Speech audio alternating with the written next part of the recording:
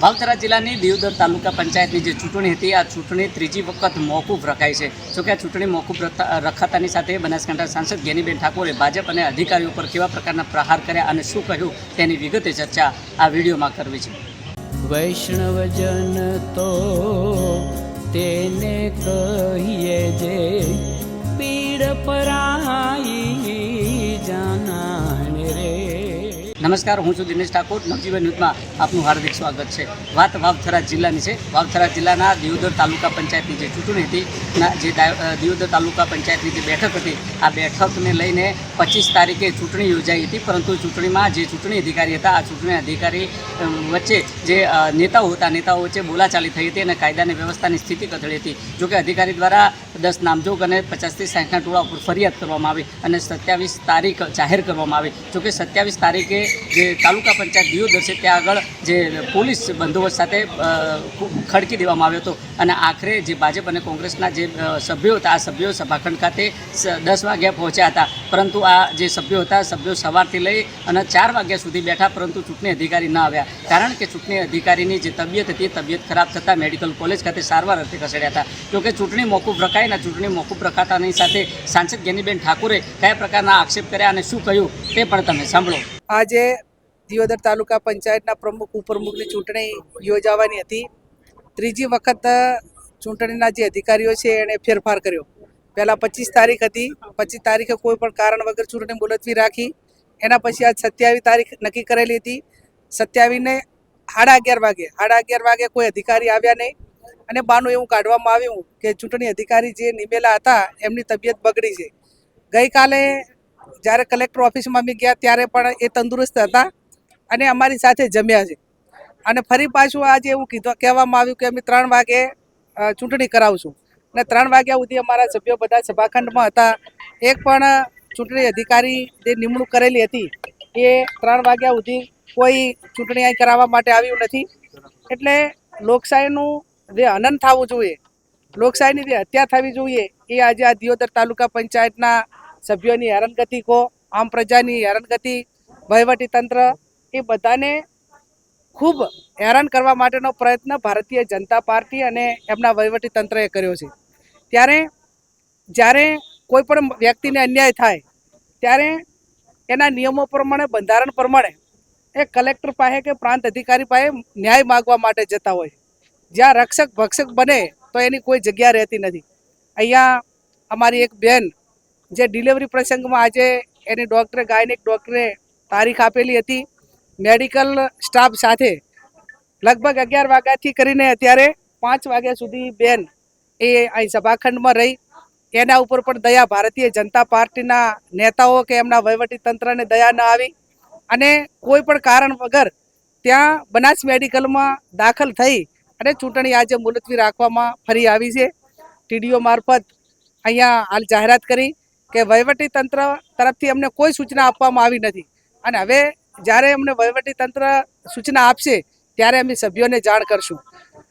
એકદમ આખું વહીવટીતંત્ર એના નિયમોનું સળેઆમ એ ધજીયું ઉડી રહી છે. એ કયા કારણોસર નથી આવ્યા, કેમ નથી આવ્યા એનું પ્રોસિડિંગ લખાવવું જોઈએ. અહીંયા જે અધિકારી હાજર હોય એને જાણ કરવી જોઈએ પણ એ પૈકીનું પણ કશું કર્યું નથી. એટલે હું માનું છું ત્યાં સુધી હવે આ સરકારની અંદર વહીવટીતંત્ર જેવું કાંઈ રહ્યું નથી. ત્યાં સરમુખતારશાહી તરફ આખો દેશ એ ધકેલાઈ રહ્યો છે.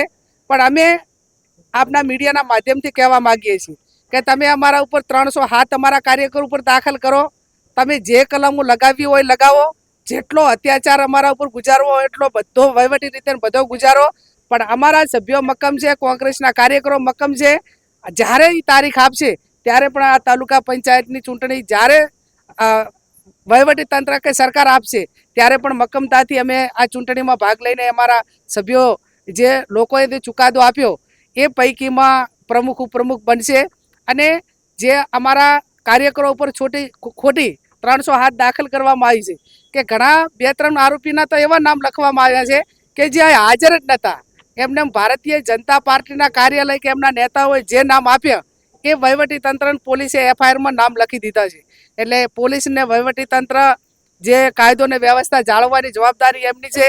જે તપાસના અંતે જે સાચો ન્યાય કરીને વાસ્તવિકતા હોય એના ઉપર પોલીસ એ તપાસ કરે અને ફરી પણ આ બાબતમાં પ્રાંત અધિકારી કે ચૂંટણી અધિકારીએ જેણે ખોટું કર્યું છે એને ન્યાયતંત્ર સુધી ઘસેડી લઈ દઈશું અને એ તારીખ નક્કી નહીં કરે તો હાઈકોર્ટમાં જઈને પણ તારીખ નક્કી કરાવીને ચૂંટણી કરીશું.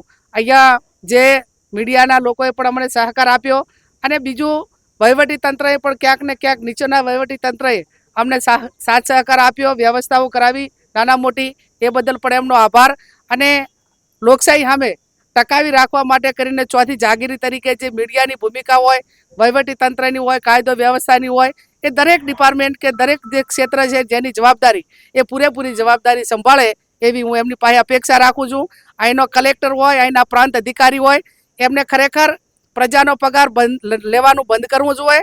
એમને રાજીનામા આપીને ભાજપનો ખેસ પહેરી દેવો જોઈએ અને 2 સભ્યો ઘટે છે ને તો એક ખુરશી ઉપર કલેક્ટરને બેસી જવું જોઈએ અને એક ખુરશી ઉપર પ્રાંતને બેસી જવું જોઈએ અને એમને ચૂંટણી જાહેર કરી ઘોષિત કરી દેવી જોઈએ કે અમે બંને ભારતીય જનતા પાર્ટીના ચૂંટાયેલા ડેલિગેટ છે અને પ્રમુખ ને ઉપપ્રમુખ અમે આ ભાજપના બનાવવા છે. એટલું જ આ વહીવટી તંત્રએ બાકી રાખ્યું છે. બેન, શું કહેશો, ચૂંટણી અધિકારી જે જગ્યાએ સારવાર લઈ રહ્યા છે તે જગ્યાએ મીડિયાને રોકવાનો પ્રયાસ કર્યો છે? એમને કશું થયું જ નથી એટલે રોકવા માટેનો પ્રયત્ન હોય. અહીંયા પ્રાઇવેટ ડૉક્ટર પાસે કે ગમે એના પાસે તપાસ કરાવડાવો કે એમનો બીપી લો કે થવાનું હોય કે કોઈ હોય તો જે દિવસે ઘટના બની હોય 3 દિવસ પછી થોડું થાય અને એમને કદાચ એવી કોઈ તકલીફ હોય તો એમને 10 વાગે જાણ કરી દેવી જોઈએ. અને ચૂંટણીનો ઉપલો જે અધિકારી હોય, કલેક્ટર હોય કે જે એમની ઓથોરિટી હોય એ બીજા અધિકારીની નિમણૂક કરવી જોઈએ. પણ એ બનાસ મેડિકલથી કાંઈ કોલેજ હોય કે બનાસ મેડિકલથી હોસ્પિટલ હોય એ લોકોની સારવાર કરવા માટે નથી, ખોટા સર્ટી આપવા માટે અને આ ચૂંટણીઓ બંધ કરવા માટે. એ જે એમની જે મેડિકલ સુવિધાઓ કે જે સરકારના ઓથે જે કરેલી છે એ માત્ર ને માત્ર સત્તાનો દુરુપયોગ કરી અને આવા ખોટા સર્ટિફિકેટ લેવા માટે અને આવા લોકોને ત્યાં સંગરવા માટે કરીને એ મેડિકલ હોસ્પિટલનું નિર્માણ કરવામાં આવ્યું છે. તમે જુદી પ્રકારે સાંસદ ગેનીબેન ઠાકોરે કહ્યું કે આ જે લોકશાહી છે, આ લોકશાહીનું હનન ભાજપના ઇશારે થઈ રહ્યું છે. ના જે ચૂંટણી અધિકારી છે, આ ચૂંટણી અધિકારીની જે તબિયત છે એ તબિયત કોઈ પણ પ્રકારની ખરાબ થઈ નથી. કાલે ફરજ બજાવી ચૂક્યા છે, પરંતુ જો તેમની તબિયત ખરાબ હોય તો સવારમાં તેઓ જાણ કરી શકે, તેમના ઉપલા અધિકારીને જાણ કરી શકે અને તેમની જગ્યાએ અન્ય અધિકારીની નિમણૂક કરી શકાય અને ચૂંટણી થાય. પરંતુ ક્યાંક ને ક્યાંક ભાજપના ઇશારે આ અધિકારી નાટક કરે છે અને આ અધિકારીએ જે ચૂંટણી છે મુલતવી રખાવી છે અને આખરે કોંગ્રેસે નારાજગી દર્શાવી છે. જોકે કોંગ્રેસે નામદાર હાઈકોર્ટમાં જવાના જે ચીમકી ઉચ્ચારી છે અને જોઈએ આવનાર સમયમાં આ ચૂંટણીને લઈને જે કોંગ્રેસ છે, કોંગ્રેસ કેવા પ્રકારની રજૂઆત કરે છે અને શું પરિણામ આવે છે તે તો આવનારો સમય બતાવશે. દિનેશ ઠાકોર, નવજીવન ન્યૂઝ, વાવ થરાદ.